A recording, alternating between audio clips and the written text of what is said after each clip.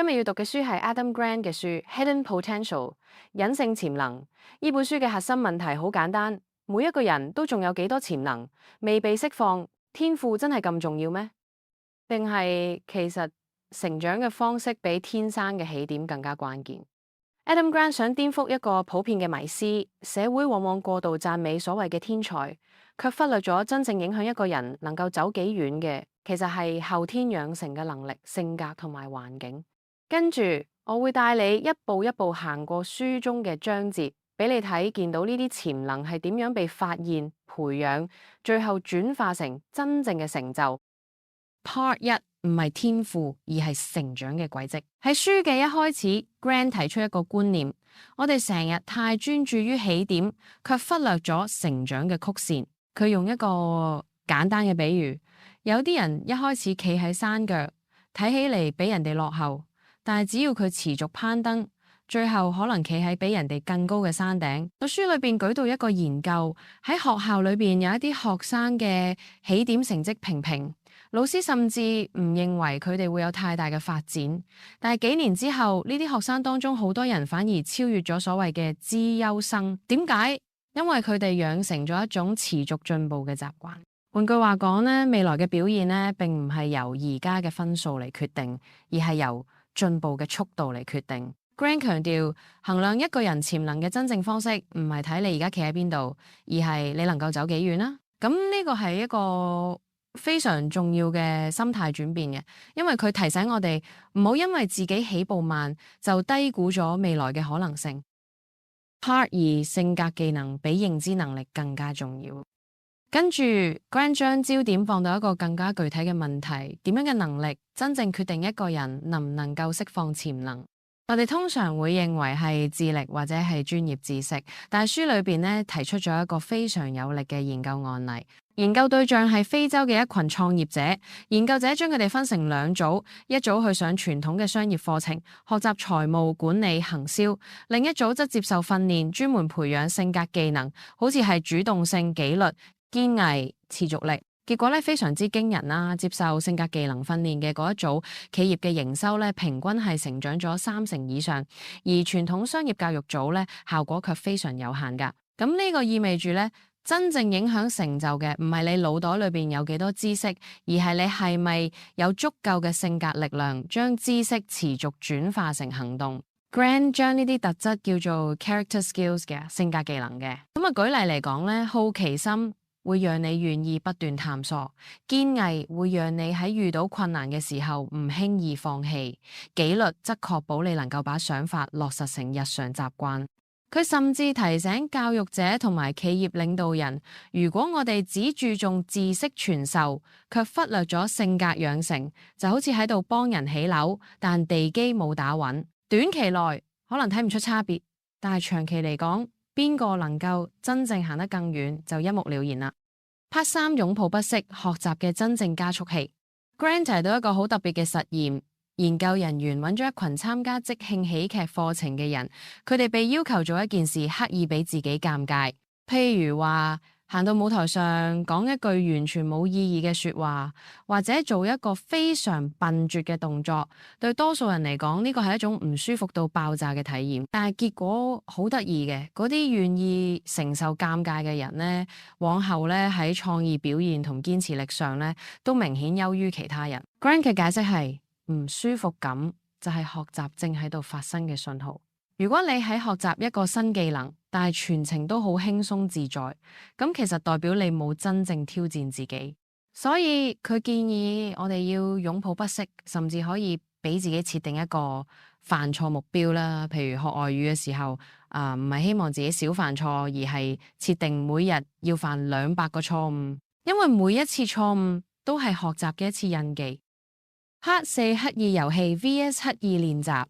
好多人聽過刻意練習呢個概念啦，覺得只要反覆練習就能夠成長噶。但 Grant 喺呢本書裏面提出另一個同樣重要嘅概念，刻意遊戲 deliberate play。刻意練習嘅重點係針對弱點，一次又一次練到熟，而刻意遊戲嘅重點呢，則係將挑戰設計成遊戲，讓練習充滿樂趣與變化。書裏面呢舉咗一啲例子嘅，音樂家喺練琴嘅時候，唔係淨係機械重複，而係會將一首曲換成唔同速度、唔同風格，當成遊戲一樣去嘗試。運動員呢就會喺訓練中呢加入一啲小挑戰啦，例如邊個能夠最快完成一個新嘅戰術動作。呢種玩嘅元素呢，係會激發更多創意，俾人願意更長久咁投入。Grant 嘅結論係，如果你想長期成長，唔只係要練習，更加要俾練習變得有趣。Part 5，環境同團隊嘅潛能放大效應。潛能嘅發揮唔只係個人問題，亦都同環境有關。Grant 特別強調，一個支持性嘅環境可以成為潛能嘅加速器。佢舉咗 NASA 嘅例子。太空人訓練唔只係考專業技能，仲有一個非常重要嘅指標，能唔能夠承認自己錯咗，能唔能夠喺團隊入邊俾出真誠嘅回饋。因為喺太空呢種高風險環境呢，真正能夠保護團隊安全嘅唔係邊個最聰明，而係成個團隊係咪能夠快速糾正錯誤，互相信任。同樣嘅道理都係能夠應用喺職場。Grant 認為咧，好多嘅企業咧會使錢去揾明星人才，但事實上真正能夠帶嚟突破嘅係建立一個成長型文化，鼓勵個回饋，鼓勵合作，鼓勵承認錯誤。喺咁樣嘅氛圍下，團隊嘅潛能往往能夠比個人努力放大10倍以上。Part 6，從完美主義到成長思維。好多人卡喺潛能冇辦法釋放嘅原因之一就係完美主義。Grant 話完美主義看似係一種追求卓越嘅態度，但係實際上佢成日俾人陷入停滯，因為當你太怕犯錯呢，就會唔敢嘗試新嘅挑戰。當你要求一開始就完美，就會放棄嗰啲唔確定但有成長空間嘅機會。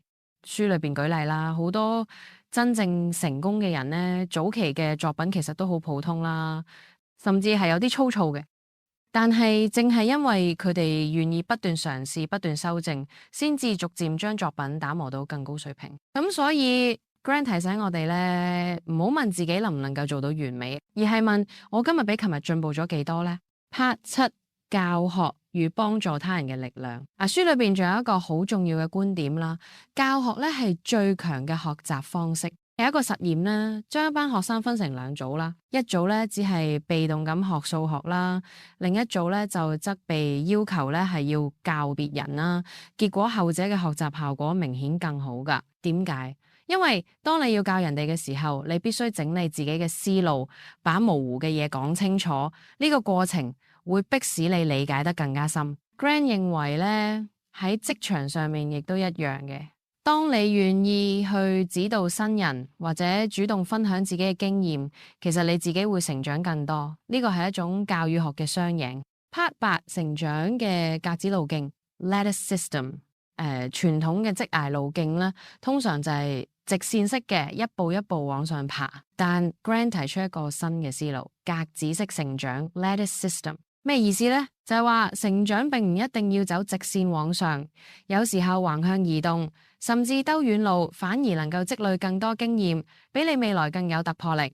喺書裏面舉例，一啲企業咧允許員工喺唔同部門之間調動，結果呢啲跨領域嘅人才，最後往往咧成為更全面嘅領導者，因為佢哋唔只係學會一個專業，而係建立咗一個幾面向嘅能力網絡。Part 9，衡量潛能睇距離而唔係位置。最後咧 Grant 翻咗去到全書嘅核心，我哋該點樣衡量一個人嘅潛能？佢嘅答案咧係睇距離而唔係位置。換句話講咧，唔好用你而家喺邊度嚟定義自己，而係用你走咗幾遠嚟衡量進步。咁樣嘅視覺咧，能夠幫助我哋擺脫比較焦慮啦。因為人哋跑得快唔代表你跑得慢啦，只要你今日比尋日更好，你就喺度釋放潛能。總結啦，總結嚟講啦 ，hidden potential 啦，話俾我哋知咧，潛能唔係一個固定嘅天賦，而係一個可以被培養、被放大嘅過程。真正決定成就嘅唔係起點，而係你能走幾遠。學習嘅本質唔係舒適，而係成長；唔在於避免錯誤，而在於從錯誤中進步。你能做嘅唔止係努力學習，亦都要建立一個支持性嘅環境，擁抱唔完美，並且透過幫助他人嚟提升自己。呢本書咧，最終嘅提醒咧，係每一個人咧都擁有隱藏嘅潛能，而我哋真正要做嘅咧，就係創造一條屬於自己嘅成長軌跡，持續往前走。